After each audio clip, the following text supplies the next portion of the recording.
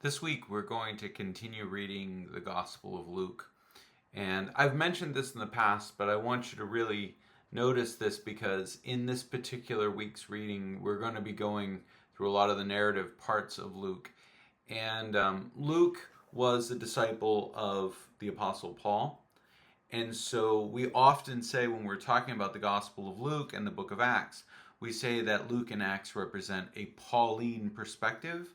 And there's a lot that goes into that. But one of the things that's worth noticing in Luke is the strong female characters that appear in Luke's gospel. In particular, we're going to see this week the episode of Mary and Martha.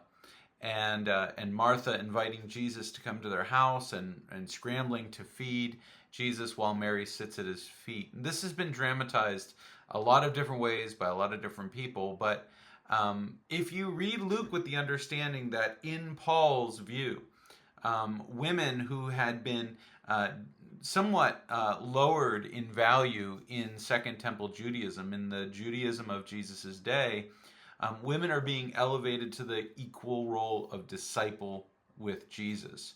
Now, that equality is before God, and so as a result, it manifests itself in our relationships through a proper submission to Christ. So equality under Christ means that we submit to Christ's directives for our lives, and Paul deals with that in his Gospels, or his epistles, particularly in Ephesians. But it's important that we see for Luke and for Paul the elevation of women in the church to a role of equal disciple. And often Luke will use the female characters for what we call the great reversal, which is the people that should get it don't, right? The priests, the men, the rabbis, the scribes, and the people who shouldn't get it do. So women who were not allowed to participate in synagogue conversations, slaves, Gentiles. And Luke's gospel is this broad net that is drawing all to Christ.